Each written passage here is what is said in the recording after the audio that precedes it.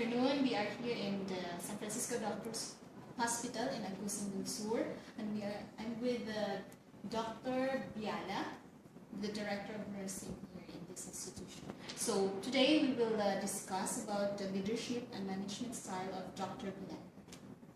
Hi, sir. Hello, good Can you afternoon. introduce yourself? My name is Dr. Mark Ernest Biala. I am currently the Director of Nursing Service here in San Francisco Doctors Hospital. Okay, sir. Can you tell us the story? How did you get to your position? Well, basically I did not rise from the ranks, which means that when I came here, when I went here, I already took the position of being a DNS. The story was, to cut it short, I just applied because the hospital was in need of somebody who had the credentials for the licensing for DOH. So how long have you been in your position now? I'm already here for around a year. So what are your motivations? My motivations, as of now, are like in doing my day-to-day tasks. My motivation would definitely include my people, because I believe that I am a people-centered person, and as a leader, I see to it that people they experience some sort of development, internally and professionally as well, most importantly. And when I see that there is a high level of productivity, and at the same time when people become happy with that, so that becomes my motivation as well. That is one. Aside from the many other, let's say, perks of becoming a director, so it's basically the people. And second, probably is the hospital, because I see that the hospital is growing. When I came here, there were so many things that needed to be, revised. And This is the new hospital. yes, this is a very new hospital. We are still on our way to our second year of operation. But if you can already see the hospital, the system is already established, and there are already people designated to do things. So basically, the system is so close to becoming stable compared to compared to its status when I first came here.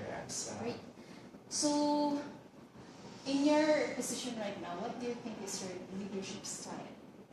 There's a lot of leadership style. Yeah, there's a lot, but it depends on the situation. So maybe I can call that a situational leadership style. Okay.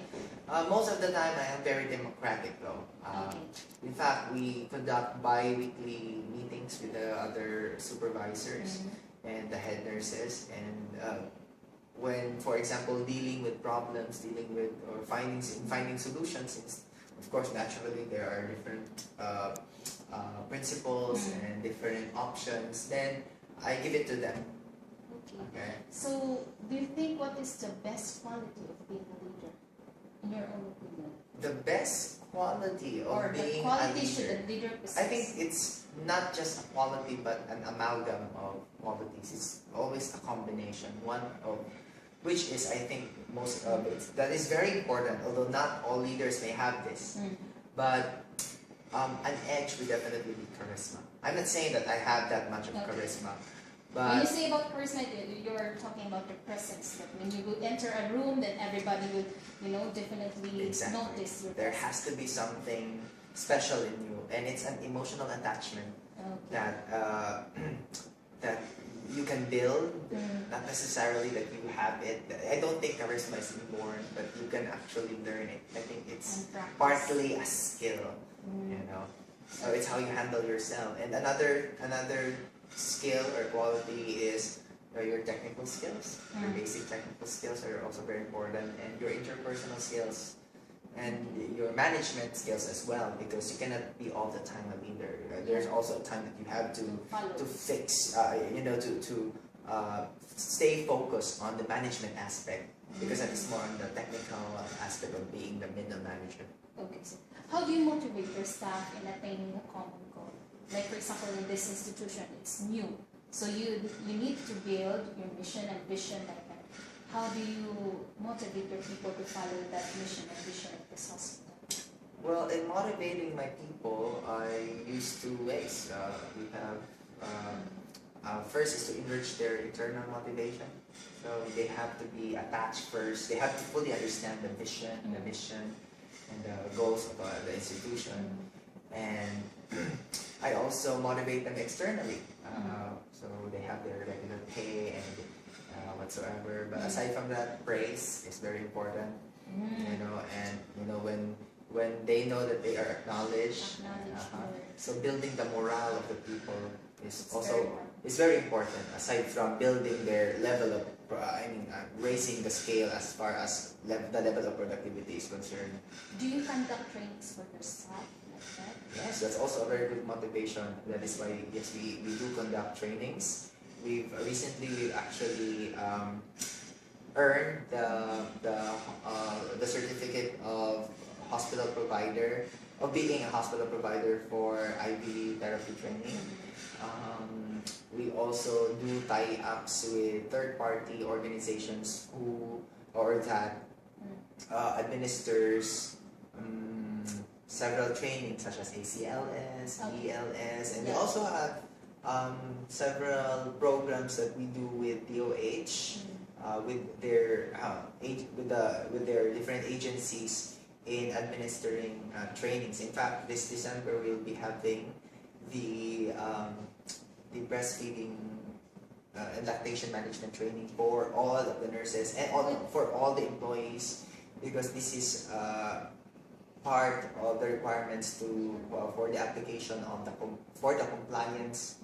for the certificate of commitment to become a mother-baby friendly hospital. So this hospital is a mother-friendly.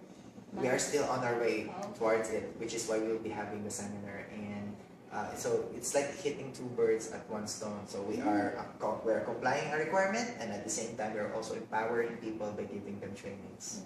Okay, next question. How do you use critical thinking and decision making as a director of nursing?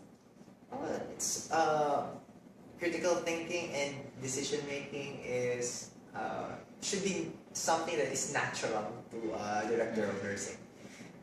So it's something that I use day by day, and not only do I solely use it, but I also teach my people how to do critical thinking, so that they themselves will become assets in the hospital. Like what particular situation you use critical thinking? Critical thinking. In the many problems that occur in the hospital, sometimes the problem may occur in the system or in the administration. So in this situation, the critical thinking skills is very important. Today, the technology is very important, especially in the hospital. How do you utilize technology in making your decisions? Well, technology technology in the hospital is basically manifested using, in the system that we call the hospital management system. The brand is BizBox. So all of the data from the ward, from the other departments of the hospital are integrated into this kind of system. So this is a very smart technology, and that is one technology that we use. This hospital uses information health technology. Like everybody will use the computer, the charting, all of them. Yes. We are already around 90% in the use of the BizBox hospital management system. So in the station there are computers already? Yes, there are computers, and some of the data, some of the laboratory results and the radiology results are already incorporated in the system. But we still do paper charting. Okay. Which means that we are only here. We are not paperless, but we are only paper light. Oh, that's good to hear.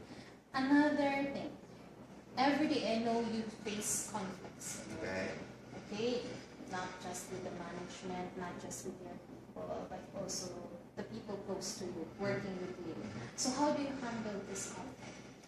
Well, first and foremost, conflicts are natural in an organization. In fact, I think I consider conflicts as a blessing because through conflicts, our relationship as workers, as co-workers, is tested.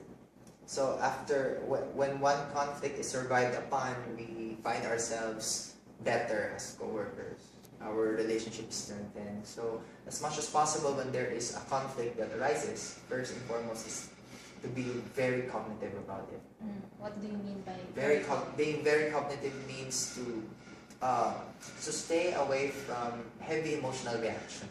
Okay. Because we want to deal things professionally first, logically, and then we want to have a win-win situation of things. But if you have to do bend, and then everybody can compromise so that we can meet in between. What are the common conflicts you face?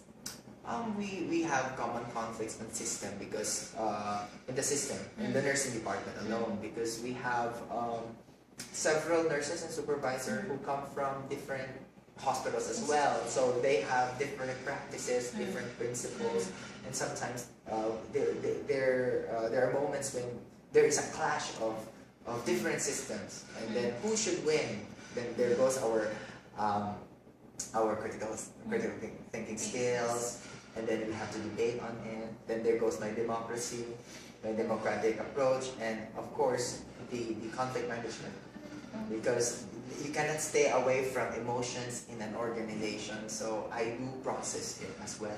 Okay. So you have told me a while ago that different supervisors come from different institutions and they have different practice and they need to apply the policy here in this institution. So what are your involvement in the making of the policy in this institution? Basically, I am the ultimate control for the policies that govern the nursing department. So, how do you get each policy? Did you ask their opinion? Yes. Okay. So, we used to have a policy that was created by the director before me, under her consultation, but there was a call for a total revision of the policies. So what we did was to make an overhaul, a total review of everything. So this became a shared effort between myself and the rest of my constituents. Yes. Whenever there are difference in principles and in practice, we end up voting on it. So democracy again. Yes, exactly. But then again, there are also instances that when upon practice and upon experience, I believe that this has already been tested. There is already high or good evidence, based on research, that this kind of system is the new thing. Evidence-based practice. Then I would just say, okay, we don't need to vote on this. This will be followed. Okay. Do you think financial entrepreneurial skills is important to your job? Yes, it's very important because this institution is a private institution. So we don't receive any subsidy from any other body. So we earn what we earn is the money that we use to pay for our bills and for the people. So as a middle manager, I have to be aware of all of these things, and not only on what these things are, but also on how to manage them.